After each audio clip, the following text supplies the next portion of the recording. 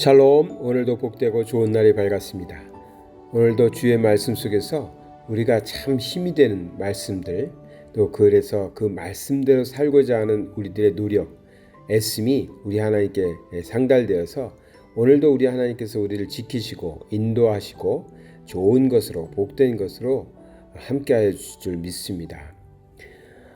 오늘 말씀은 누가복음 18장 1절의 말씀입니다.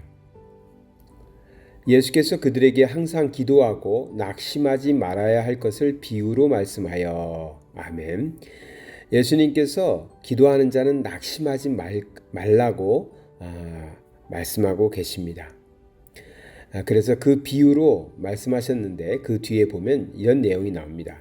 한 과부가 있어 그 과부가 자기의 원수를 지금 갚아달라고 불의한 재판장에게 가서 하소연을 합니다.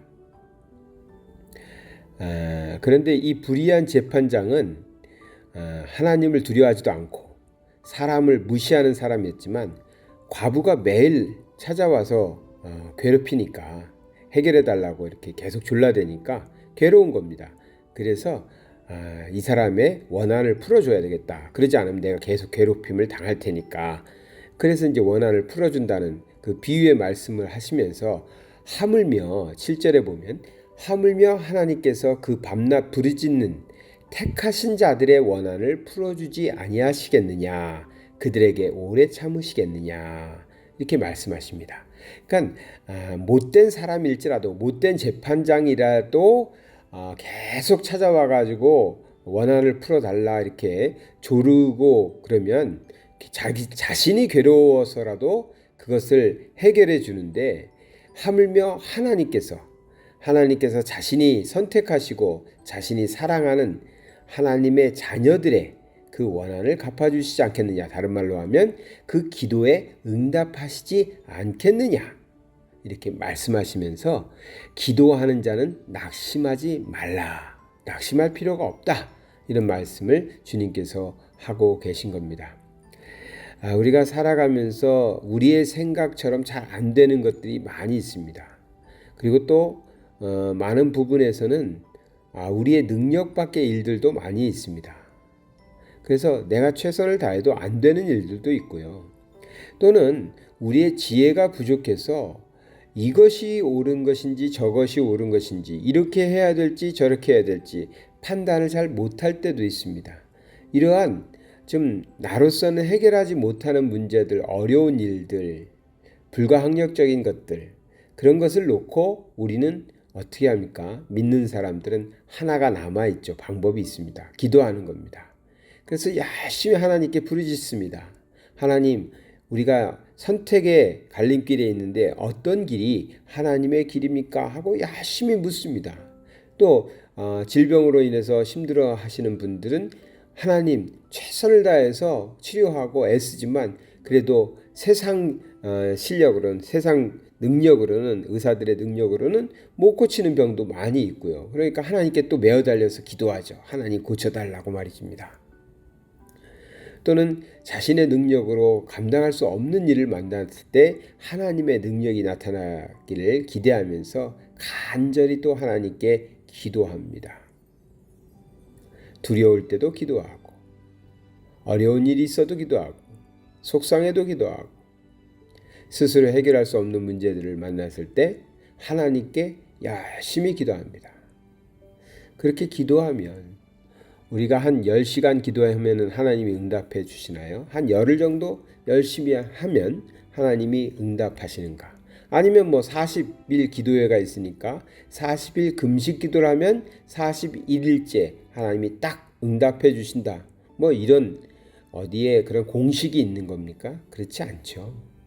하나님이 빠르게 응답하시는 경우도 있고 더디게 응답하시는 경우도 있고, 사람 편에서는 하나님이 응답 안 하시는 것처럼 느끼는 그러한 때도 있습니다. 그래서 기도가 쉽지 않습니다.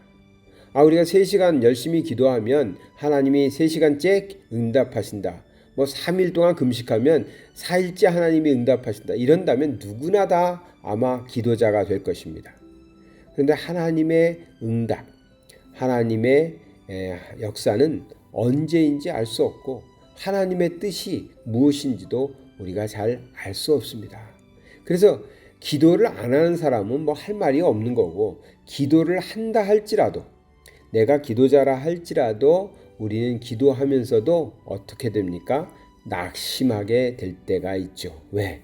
기도했는데도 응답 안 해주시고, 기도했는데도 문제가 풀리지 않고, 기도했는데도 하나님은 가만히 계신 것 같은 느낌을 받을 때가 있으니까 그때는 낙심하죠.